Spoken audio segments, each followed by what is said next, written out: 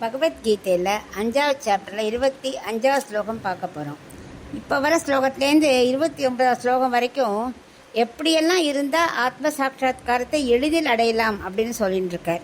இது வரைக்கும் சொன்ன 5 விஷயங்கள் கடந்தது இல்லையா, 5 பண்புகள். அதை காட்டிலும் ரொம்ப நெருக்கமான விஷயமான பண்பை இந்த ஸ்லோகத்தை தெரிவிக்கிறார். இப்போ ஸ்லோகம் என்னன்னு பார்க்கலாம். லபந்தே பிரம்ம நிர்வாணம் ரிஷய க்ஷீண கல்மஷாக சின்னத்வைதா யதாத்மானக சர்வபூத ஹிதேரதாக.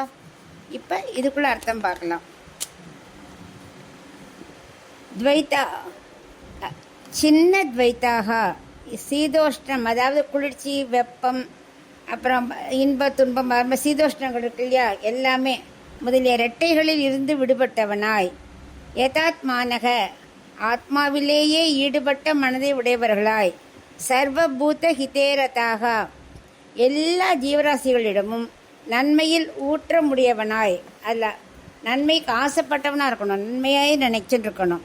ரிஷயக ஆத்ம சாட்சா்காரத்தை பயில்கின்றவர்களான கர்மயோகிகள், க்ஷீண கல்மஷாக ஆத்மாவை அடைய தடையாயிருக்கும் எல்லா பாவங்களும் நீங்க பெற்றவர்களாய், பிரம்ம நிர்வாணம் ஆத்மானுபவ சுகத்தை லபந்தே அடைகிறார்கள் என்று தெரிவிக்கிறது ஸ்லோகத்தில். முக்கியமான சொல் இதில் என்ன தெரியுமா, சர்வபூத ஹிதேரதாக தான். அதாவது அனைத்து ஜீவராசிகளும் நன்மை அடையணும் அப்படிங்கிற எண்ணத்தில் மிகுந்த ஆசை இருப்பவன் தான் சமதர்ஷனத்தை அடைய முடியும் அப்படின்னு இந்த ஸ்லோகத்தை சொல்கிறார். முதல்ல என்னன்னா, உலகத்தில் இருக்கும் இரட்டைகளான வெப்பம் குளிர்ச்சி, சுகம் துக்கம், இன்பம் துன்பம், வெற்றி தோல்வி எத்தனையோ இருக்கு இல்லையா, அது எல்லாத்தையுமே சமமாக இந்த உலகத்தில் இருக்கும் வரை இவற்றை தவிர்க்க முடியாது தான். ஆனால் சமமாக நம்ம நினைக்கணும், இவை இருக்கும் வரை இவற்றை தவிர்க்க முடியாதது புரிஞ்சுண்டு, ஆனாலும் இவை நம்ம மனசுக்குள்ள எல்லாம் சமந்தான் அப்படின்னு நினச்சுட்டே இருக்கணும். அப்படிப்பட்ட இரட்டைகளை பொறுத்து கொள்பவன் தான் அவன் நினைத்த இலக்கை அடைய முடியும். அப்படி இரட்டைகளை பொறுத்து கொள்ளும் கர்மயோகி ரெண்டாவது என்ன தெரியுமா, கட்டுப்படுத்தப்பட்ட மனதை உடையவனாக இருக்கணும். மனசையும் நல்லா கட்டுப்படுத்தி வச்சுக்கணும், ஆத்மாவிலேயே மனதை நிலைநிறுத்தி வச்சுக்கணும். மூணாவதா அனைத்து ஜீவராசிகளிடமும் ஆசை உடையவனாக இருக்கணும்.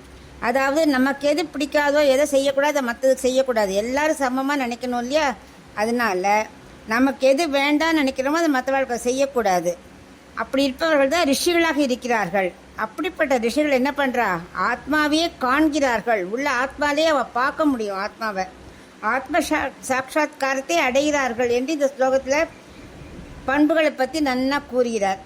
3 பண்பு சொன்னார் இல்லையா, அதை நினைவு வச்சுக்கணும். அதான் ரெட்டையெல்லாம் தவிர்க்க முடியாது, ரெட்டையை நான் பொறுத்துக்கணும். அதுக்கப்புறம் மனசை நல்லா கட்டுப்படுத்தி வச்சுக்கணும். மூணாவது எல்லா ஜீவராசியும் சமமாக நினைக்கணும், நன்மையே நினைக்கணும். எல்லா ஜீவராசியும் நமக்கு எது பிடிக்காதோ அதை மற்றவர்களுக்கு செய்யக்கூடாதுங்கிற எண்ணம் வேணும். அந்த பண்புகளை நல்லா வளர்த்துக்கணும் அப்படி சொல்கிறார்.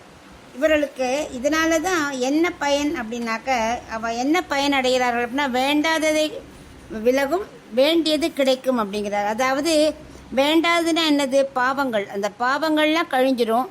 வேண்டியது என்ன, சுத்தமான ஆத்மானுபவம், அந்த சுகத்தை அடைகிறார்கள் அப்படின்னு பகவான் தெரிவிக்கிறார் இந்த ஸ்லோகத்தில்.